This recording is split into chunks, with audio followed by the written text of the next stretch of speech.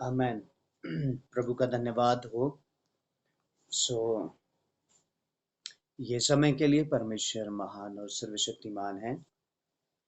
सो हम विषय सीख रहे थे और कल पास्टर जी ने हमें सिखाया वचन से, पवित्रता के बारे में सिखाया है। ठीक है। सो जितने बातों को हम सीखते जाते हैं, हम उसमें कोशिश करेंगे सब मिलकर चलने। राइट। हालेलुया। सो आत्मिक युद्ध के बारे में हमने सीखा है। ठीक है। आत्मिक युद्ध जो जो हमने सीखा है याद है। सबसे पहला युद्ध तो हमारा शरीर और आत्मा का ही है ना। इन दोनों में से कौन जीतेगा? हाँ? जो ज्यादा ताकतवर होगा। हाँ? यदि आत्मा ताकतवर है तो आत्मा जीतेगी, शरीर ताकतवर है तो शरीर जीतता चला जाएगा। राइट। फिर हमने आत्मा के हथियार, है ना, इसीलिए आत्मा के हथियार ले लो, क्योंकि हमारा ये मल्लयुद्ध लहू और मांस से नहीं है, बल्कि किससे है? दुष्ट की आत्मिक सेनाओं से है। ठीक है। हमारा कौन सा युद्ध है? आत्मिक युद्ध है हमारा, शारीरिक युद्ध नहीं है। ठीक है। सो इस जो हमने सीखा है उसमें कोई प्रश्न है किसी को भी?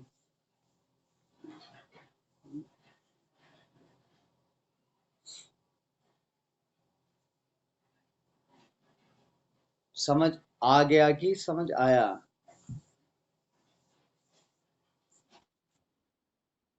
आ गया, आया भी गया भी है। Okay okay okay. किसी को कोई प्रश्न है क्या? नहीं है? चलिए, गुड। प्रश्न नहीं है तो याद है जो जो सीखा है? याद है सबको? Okay, very good. चलिए। हाँ जी। ओके जी। राइट। ओके, पढ़िए एक आयत, इफिसियों 6:17। और उद्धार का टोप और आत्मा की तलवार जो परमेश्वर का वचन है ले लो।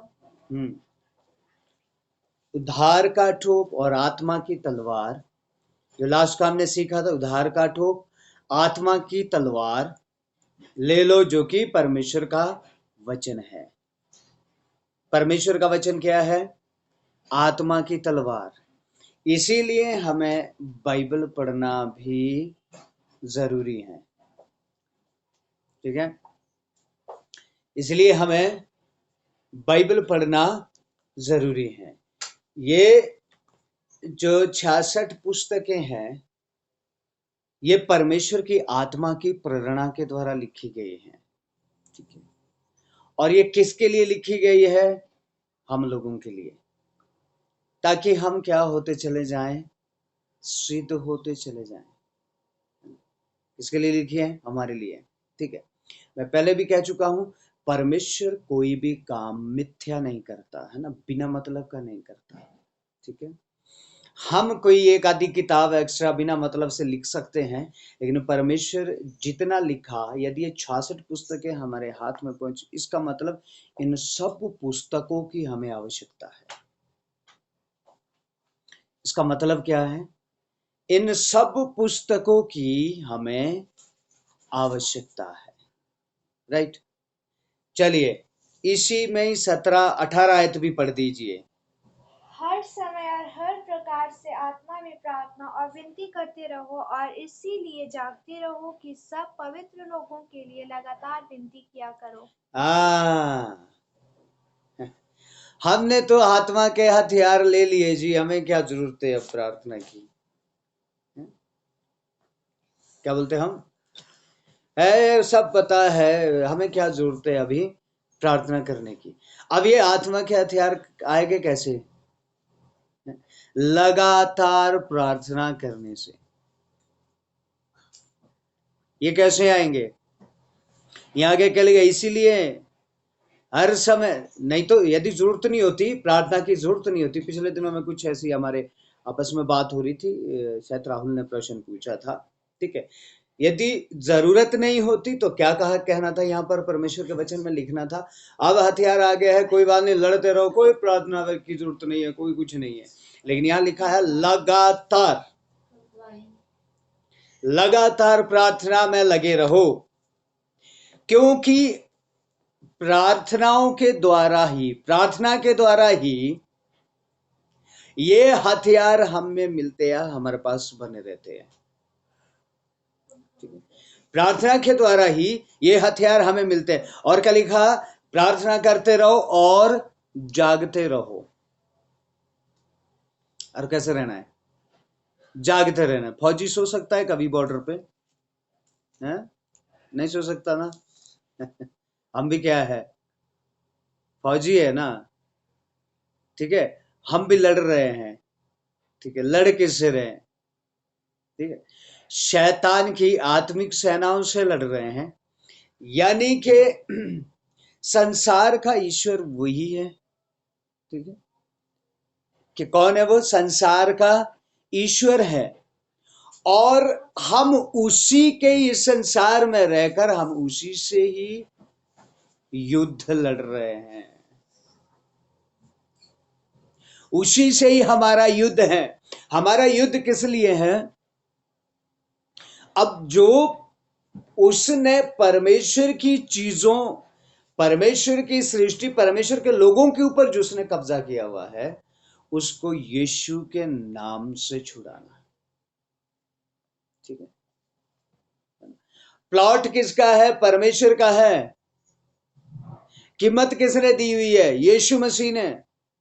लेकिन कब्जा करके कौन बैठा है? शैतान। क्लियर? प्लॉट किसका है? परमेश्वर का है। कीमत किसने दी है? यीशु मसीह ने। लेकिन कब्जा करके कौन बैठा है? शैतान। तो हमारा युद्ध क्या है? हमें वो कब्जा छुड़ाना है। हमें क्या करना है? हमें वो कब्जा छुड़ाना है, यीशु के नाम से वह कब्जा छुड़ाना है, और लोगों को छुड़ाकर स्वर्ग राज्य में लेके जाना है, ठीक है।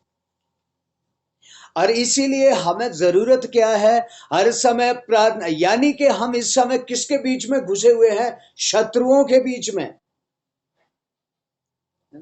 याद रखें, हम अपने बॉर्डर से उनके बॉर्डर के लिए हम गोलियां नहीं चला रहे, है ना। हम अपने देश के बॉर्डर पे बैठ के उनके बॉर्डर पे गोलियां नहीं चला रहे, बल्कि क्या किया हुआ है हमने? हम उन्हीं के ही बीच में घुसे हुए और उन्हीं के बीच में उनको मारना है। आत्मिक अंधकार की आत्मिक सेनाओं के बीच में ही है, और उन्हीं के साथ हमारा क्या भी है? युद्ध है। हालेलुया। उन्हीं के घर में बैठकर उन्हीं से युद्ध है, उन्हीं की शक्तियों, उन्हीं की जगह में बैठकर उन्हीं से युद्ध है। हालेलुया। सो एक एक आयत हम पढ़ेंगे, एक आयत हम पढ़ेंगे। मैं आयत आपको देता हूँ। ओके, कलुसियो 3:18 पढ़िए। कलुसियो 3:18। 3:18 जी। हे पत्नियों ना, जैसा, एक मिनट। ओ सॉरी सॉरी सॉरी, माफ करें माफ करें। कलुसियो 3:18 नहीं है, दूसरा कुरिन्थियो 10:4 है। सॉरी, दूसरा कुरिन्थियो 10:4। क्योंकि हमारी लड़ाई के हथियार शारीरिक नहीं पर गढ़ों को ढा देने के लिए परमेश्वर के द्वारा सामर्थ्य है। हमारी लड़ाई के हथियार शारीरिक नहीं है, बल्कि गढ़ों को ढा देने के लिए क्या है? सामर्थी हैं। ठीक है, हमारे हथियार शारीरिक नहीं है, बल्कि गढ़ों को ढा देने के लिए क्या है, सामर्थी है। अब कहने का मतलब क्या है, गढ़ किसके ढाने हैं, शैतान के। क्या ढाने हैं, गढ़, यानी कि उसी के ही घर में, उसी का ही घर गिराना है। कोई करने देगा ऐसा? मेरे को आप अपने घर में ले आओ, ठीक है, बोला आ जाओ जी प्रार्थना के लिए आएंगे, ठीक है। अब मैंने प्रार्थना फिर आपने की और चलो मैंने गैंती उठाई, आपकी दीवारें खोदना शुरू कर दिया। आप बोलेंगे आदमी है ये है? हम तो प्रार्थना करवाते हैं इसलिए चलो प्रभु अनुग्रह करे, दया करे, घर बना है। और एक क्या क्या गैंती उठा के क्या कर रहा है, चलो एक तो गैंती माप, जब हम मैं ज्यादा खोद दूंगा नीचे से तो क्या करेंगे, आप पकड़ के मारेंगे कि नहीं?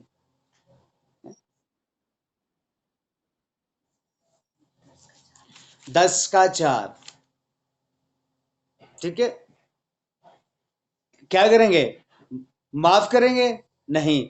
अभी अभी हमारी स्थिति भी क्या है, किसके घर में बैठे हुए, किसके गढ़ में बैठे हुए हैं, शत्रु के गढ़ में हैं। कहां बैठे हुए, शत्रु के घर में, और उसी का ही गढ़ उठाने के लिए हमारे पास शक्तियां हैं। उसी का ही गढ़ ढाने के लिए हमारे पास क्या है, हमारे हथियार शारीरिक नहीं है, बल्कि क्या है, आत्मिक है, और गढ़ों को ढाने के लिए बड़े सामर्थी है। हालेलुया। तो प्रभु के लोगों, हमने क्या करना है, किसके गढ़ों को ढा देना है, शत्रु के गढ़ों को ढा देना है। इसीलिए हम आत्मिक युद्ध में हैं, इसलिए हम क्या है, आत्मिक युद्ध में हैं। ओके, एक आयत तो चाहूंगा मैं, पढ़िए, 1 कुरिन्थियों 9 का 7 पढ़ दीजिए जरा।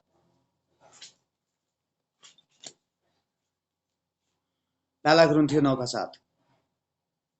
कौन कभी अपनी गिरह से खाकर सिपाही का काम करता है, कौन दाख की बारी ओके लगाकर अपना उसका फल।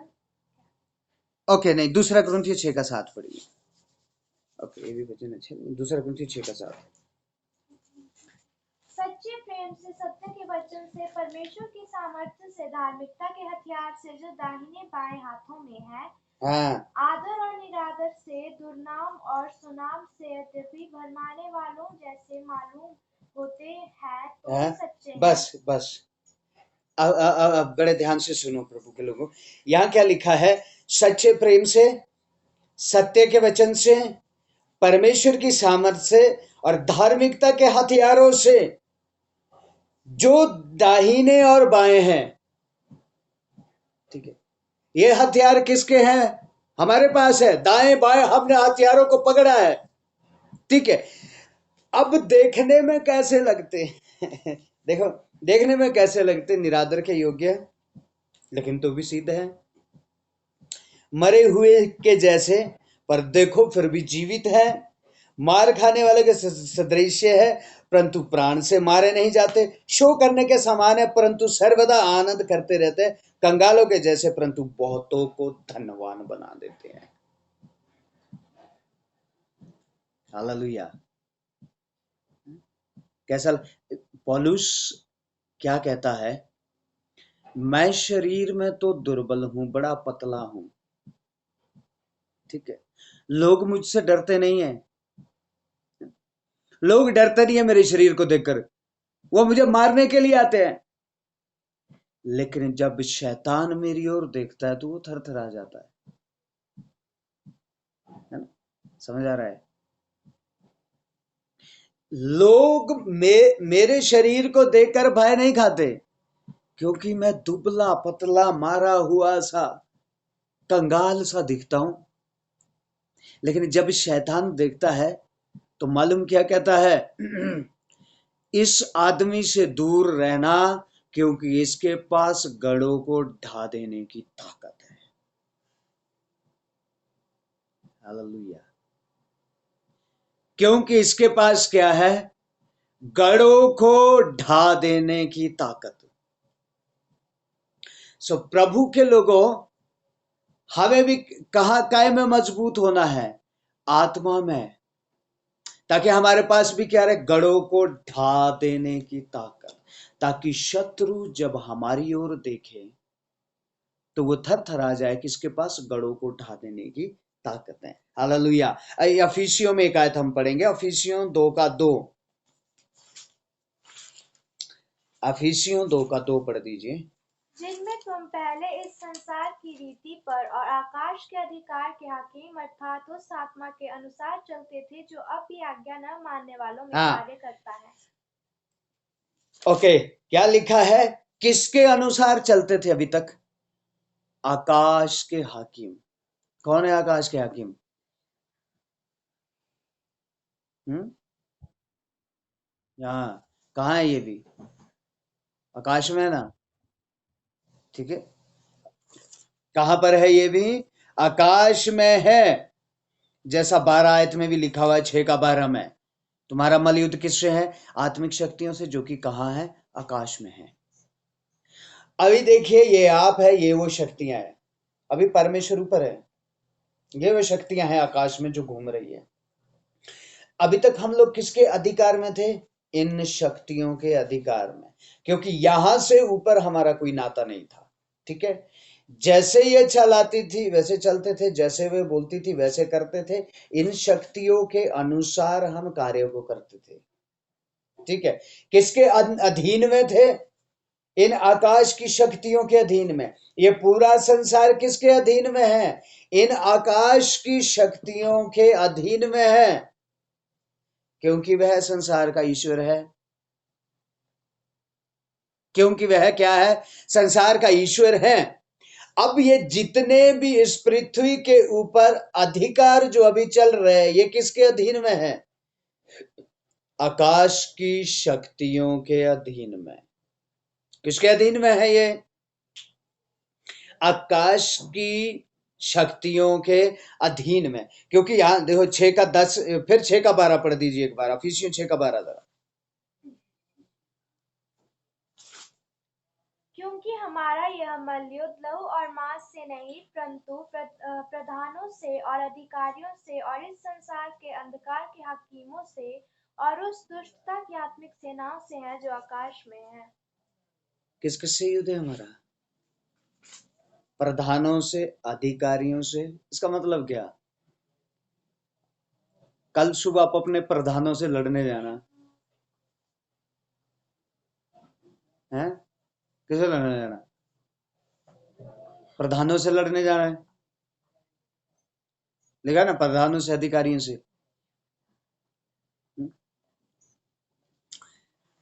अब मैं आपको बताऊं, जितनी प्राधानताएं हैं उन सब के पीछे शैतान की एक शक्ति जरूर है, ठीक है। शैतान की भी शक्तियां कैसी हैं? छोटी से छोटी, बड़ी प्रधान शक्तियों से और थोड़ी बड़ी, सीएम हो गया, प्राइम मिनिस्टर हो गया, राष्ट्रपति हो गया, ठीक है। क्या है? इस तरह की शक्ति है जो कि कार्य करती है हर एक प्रधानताओं के पीछे, हर एक अधिकारियों के पीछे। इसीलिए हमारा फर्ज है कि हम उनके लिए प्रार्थना करें। क्योंकि मैं पिछले दिनों में आपको कह रहा था, शायद अगला विषय हम इल्यूमिनाटी लेंगे, क्योंकि इल्यूमिनाटी एक ऐसी ऑर्गेनाइजेशन है जो कि सीक्रेट सोसाइटी है और जो कि अधिकारियों के ऊपर कार्य करती हैं। और ये जितने भी देश में, पूरे प्रदेश में, पूरे संसार में जितने भी ये ऑर्डर निकलते हैं, जितने भी रूल आते हैं, रूल बनते हैं, वे सब इल्यूमिनाटी के अंडर में बनते हैं, इल्यूमिनाटी ऑर्गेनाइजेशन के अंडर में बनते हैं। और जितने हमारे लोगोज हैं, गाड़ी का लोगो है, कई तरह के लोगोज हैं, ये भी कौन लॉन्च करता है? इल्यूमिनाटी। लेकिन इल्यूमिनाटी ओपनली काम नहीं करती, ये सीक्रेट सोसाइटी है। और ये शैतान की एक संस्था है जो तैयारी कर रही है उनका ईश्वर को आने की, यानी कि 666 शैतान की तैयारी कर रही है, ठीक है। इसीलिए ये सारा कुछ हो रहा है। अभी रशिया यूक्रेन का युद्ध हो रहा है। अभी बहुत जल्दी देखना आपने कि रशिया नंबर 1 कंट्री बनेगी, और ये पक्का बनेगी। अमेरिका नीचे आएगा। अभी सुप्रीम पावर अमेरिका है, कुछ समय में रशिया सुप्रीम पावर बनेगा, क्योंकि जो वो खंबा उन्होंने बनाया था, ठीक है, उत्पत्ति के अंदर टावर है ना, टावर बना रहे थे ना कि हम फैलेंगे नहीं, हम इसी में ही रहेंगे। फिर परमेश्वर ने भाषा में गड़बड़ी डाली, सब है, और रशिया वो टावर फिर से बना रहा है, ठीक है। इसीलिए अधिकारियों, हर एक प्रधानताओं के पीछे भी एक एक किसकी शक्ति है? शैतान की शक्ति है। इसीलिए हम प्रधानताओं के लिए भी प्रार्थना करें, ठीक है। जितनी प्रधानताएं हमारे देश में, सीएम से लेकर ग्राम पंचायत के प्रधान से लेकर हर एक के लिए हम प्रार्थना करें कि परमेश्वर इन सब के जीवन में कार्य करे। हालेलुया। ओके, सो इसीलिए क्या कहता है, जो कुरिन्थियों 10:4 में हमने पढ़ा, गढ़ों को ढा देने की ताकत रखता है। हालेलुया। क्या रखता है? गढ़ों को ढा देने की ताकत है, गढ़ों को ढा देने तक सामर्थ्य है। हालेलुया। सो इसी की मेरे ख्याल, हाँ, 10:8, दूसरा कुरिन्थियों 10:8 एक आयत पढ़ दीजिए। क्योंकि यदि मैं उस अधिकार के विषय में और भी घमंड दिखाऊं जो प्रभु ने तुम्हारे बिगाड़ने के लिए नहीं पर बनाने के लिए हमें दिया है, तो लज्जित न होऊंगा। हाँ, इसीलिए प्रभु के लोगों, यदि दुष्ट के पास अधिकार है, यदि परमेश्वर ने उसको अभी समय दिया हुआ कि तू अपना काम कर ले, तो याद रखे हमारे पास भी क्या है? अधिकार है। परमेश्वर ने हमें भी क्या दिया है? अधिकार दिया है। हालेलुया। इसीलिए हमें क्या करना है? ये सारे हथियारों, ये कौन है? हाँ, इसलिए ये सारे हथियारों को लेकर हमें खड़ा होना है युद्ध के लिए। देखो, इसीलिए सारे हथियार बांध लो कि बुरे दिन में सामना कर सको। सत्य से कमर, धार्मिकता की झिलम पहन लो, ठीक है, और धार्मिकता की झिलम, पाँव में मेल के सुसमाचार की तैयारी के जूते, और उनके सब साथ विश्वास की ढाल ले लो, और उस ताकि उस दुष्ट के सब जलते हुए तीरों को बुझा लो, और उद्धार का टोप और आत्मा की तलवार जो कि परमेश्वर का वचन है। और ये भी याद रखे, जब हम इन वचनों को भी सीख रहे हैं ना, तब भी हमारे जीवन में एक युद्ध है, क्योंकि शैतान कभी नहीं चाहेगा कि हम उसके भेदों को जानें। शैतान कभी नहीं चाहेगा कि हम इन बातों को जान ले, जो बातें कि वचन हमें सिखाना चाहता है ना, क्योंकि हमारी तलवार ही क्या है? परमेश्वर का वचन। और शैतान चाहता है कि लोग इस तलवार से दूर रहे, ताकि इसको सीख ना सके, ठीक है। जब तक आपको तलवार चलाना नहीं आएगा ना, युद्ध में जाने का कोई फायदा नहीं है ना? मैं पिछले दिनों में क्या कह रहा था, आप तैयार, तलवार की क्या लड़ने की तैयारी के लिए जा रहे हैं, ठीक है। अब बोले तलवार तो घर में ही रखेंगे, उसको देखेंगे जरा कैसी कैसी चलाता है, फिर घर में आके हम भी चला लेंगे वैसी। जब कलीसी आते कैसे आते हैं? आहा, पैंट में हाथ डाल डाल के हुए, और हमारी वचन, हमारा बाइबल कहाँ है? घर में अलमारी में पड़ी है। ओ कोई नहीं, क्या ले आना, सुन तो रहे हम, है ना। बाइबल कहाँ पड़ी है? घर में पड़ी हुई है। अब जब कलीसिया में नहीं ले आ सकते, तो क्या गारंटी है कि घर में भी पढ़ते होंगे? हाँ? याद रखे, शैतान काला रूप लेके, काला वस्त्र लेके नहीं आता, स्वर्ग दूतों का स्वरूप लेके आता है। और जब भी हमसे बात करता है, तो वचन के द्वारा बात करता है, बिना वचन से बात नहीं करता। कैसे बात करता है? वचन के द्वारा बात करता है, और वचन में ही हमें बहकाना चाहता है, बिना वचन से बात नहीं करता है।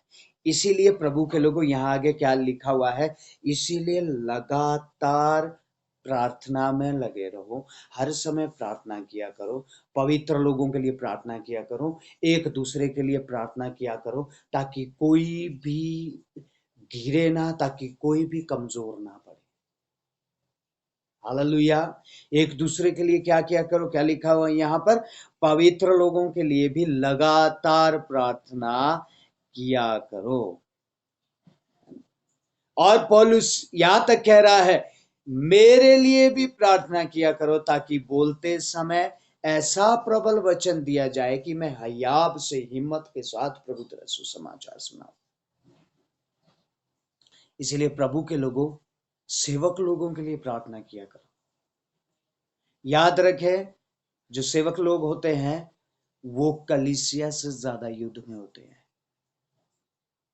ठीक है, वह कलीसिया से ज्यादा युद्ध में होते हैं। इसलिए क्या किया करो, प्रार्थना किया करो कि परमेश्वर इस्तेमाल करता रहे। हालेलुया। सो प्रभु का धन्यवाद हो, इस वचन के लिए धन्यवाद हो। प्रभु आप सबको, हम सबको आशीष दे। और मैं निवेदन करता हूँ, यदि प्रभु के दास प्रार्थना कर सकते हैं, वहां से पॉसिबल है, तो आप हमारे लिए प्रार्थना करें।